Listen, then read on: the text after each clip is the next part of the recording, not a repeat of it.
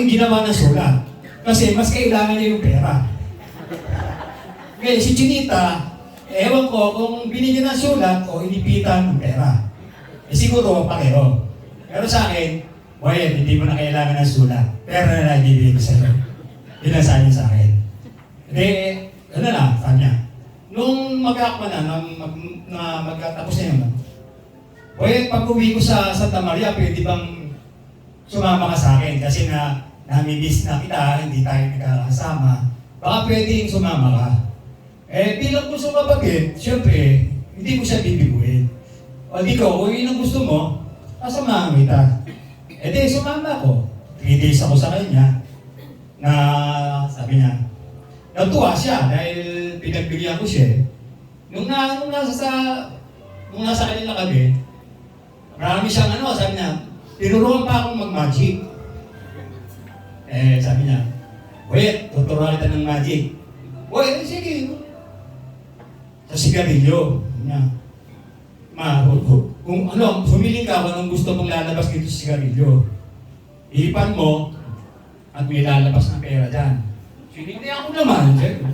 Tapos, bigla niyang pinatay. O, tingnan mo ha, kukuskusin ko yan, may lalabas na pera. Eh, nung kinuskus niya, lumabas yung 100 lang. Eh, sabi ko, bakit hindi 500? Eh, nagkamali ka ng hilin. Hindi ka tumalaw. Ang maganda ito, sabi niya, nung isang malapit na kami umuwi, Boy, gusto kayo kang, tumahan kay Rodring.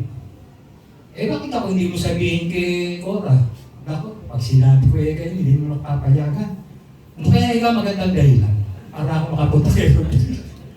Eh, di, sabi ko, kataon naman nun, talagang bibili ko ng nagugisa sa palengke. Eh, di, sabi ko, sumabay ka na lang sa akin. Tapos, pagdating pagpasok natin sa Bilyangka, pagdating ka ako sa kanto, di sabihin mo, sasamahan mo ko.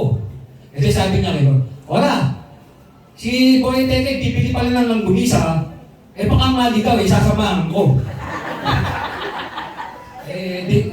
Tuwan-tuwa siya, pinayagan siya Trasi na ako yung dala siya. Kaya kami sa palengke.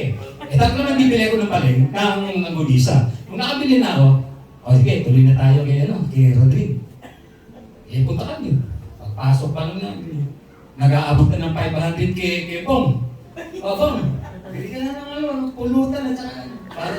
Maganda ako usapan namin kung tatay mo. Ako naman, pinabayaan ko siyang ako nanonood lang. Habang nagiinuman sila, nagre-ring na yung telepono ni Tristan. Sabi, ano kaya sasabihin ko nito? Na mabubukin kami pagka sinabi. Buti na lang, every time na aangatin ko yung cellphone, nawawala si Tristan. Hindi pumapasok. Sasabi ko, buti na lang. Hindi na naalaman kung nasa tayo. Sabi ko nga kay Tinedi, ano ba yung Tinedi? Ako naiipit sa ginagawa. Hindi ko malaman ano gagawin ko. Ayun, natapos na yung nakauwi na kami. Yung pagdating namin sa pasok namin sir, ang galit naman si Kuya Jaime. Alam ba ng Boyet? Alam mo ba hindi ko ang host dito bakit nagpaling kayo? Hindi ko naman masabi na nagpunta ka din hindi ko masabi. Sabi ko, kasi kako bumili ko ng lagunisa. Sabi ko pwede ka naman na bumili ng lagunisa pagkatapos mong kumain. Ba't ka nauna bumili ng lagunisa? Sabi ko. Ako, Dico, sa akin, great joker ka. Sabi nga, magaling gumawa ng kwento. Tinuruan mo ako ng pagmamagic. At hindi ka namin makakalimutan sa mga nagawa mo sa amin. Maraming salamat, Dico. Thank you so much.